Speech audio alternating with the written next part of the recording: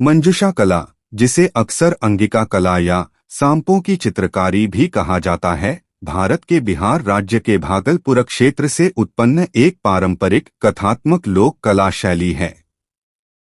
7वीं शताब्दी से चली आ रही और प्राचीन अंग महाजनपद की संस्कृति से गहराई से जुड़ी यह कला शैली बिहुला विषाहारी की महाकाव्य लोक कथाओं को बयान करने के लिए प्रसिद्ध है।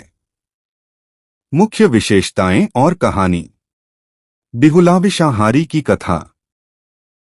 यह कला बिहुला की एक सतत क्रमबद्ध कथा है जो अपने सांप द्वारा काटे गए पति बालाल खेंद्र को पुनर्जीवित करने के लिए नाव से यात्रा करती है और नाग देवी विषहारी या मनसा देवी के प्रकोप का सामना करती है।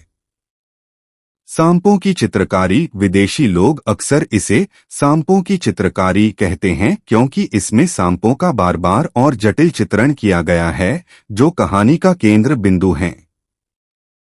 कथात्मक स्क्रॉल चित्रकला।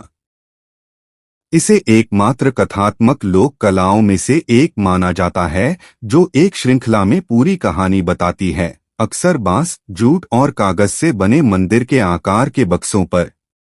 शैली। मंजुषा कला एक रेखाचित्र कला है जिसमें आमतौर पर बोल्ड मुक्तहस्त रेखाओं का उपयोग किया जाता है और मानव आकृतियों को अंग्रेजी अक्षर एक्स के समान चित्रित किया जाता है जिसमें उठे हुए अंग, बड़ी आंखें और कान नहीं होते हैं। विशिष्ट रूपांकन और रंग।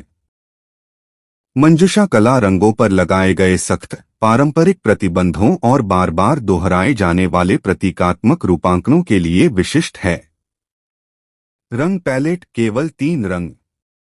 गुलाबी, लाल प्रेम, पीड़ा, त्याग और नारीत्व का प्रतीक है। हरा रंग जीवन, प्रकृति और कुछ संदर्भों में समृद्धि या अंधकार का प्रतीक है।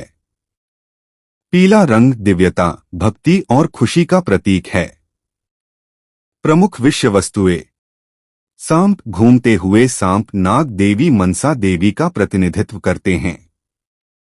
पात्र। बिहुला, बालाल खेंद्र, देवी विषहरी और चंदो सौदागर। प्रकृति और पवित्र प्रतीक। चंपा का फूल, सूर्य, चंद्रमा, कछुआ, मछली, मैना पक्षी, कलश, शिवलिंग और वृक्ष।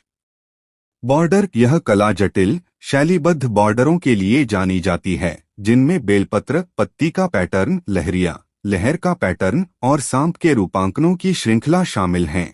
महत्व और पुनरुद्धार। अनुष्ठानिक उद्देश्य। परंपरागत रूप से यह कला अगस्त में होने वाले विषाहारी पूजा उत्सव के लिए और अनुष्ठानिक पात्रों मंजुषा पर बनाई जाती थी। सांस्कृतिक प्रतीक। इसे बिहार की सांस्कृतिक विरासत के एक महत्वपूर्ण हिस्से के रूप में मान्यता प्राप्त है जिसके रूपांकन अब भागलपुर सिल्क साड़ियों पर और भागलपुर रेलवे स्टेशन जैसे सार्वजनिक स्थानों पर शहरी कला के रूप में दिखाई देते हैं। पुनरुद्धार। एक समय विलुप्त होने के कगार पर पहुंचने के बावजूद 7वीं शताब्दी की यह कला एक महत्वपूर्ण पुनरुद्धार का अनुभव कर रही है और राष्ट्रीय और अंतर्राष्ट्रीय स्तर पर मान्यता प्राप्त कर रही है।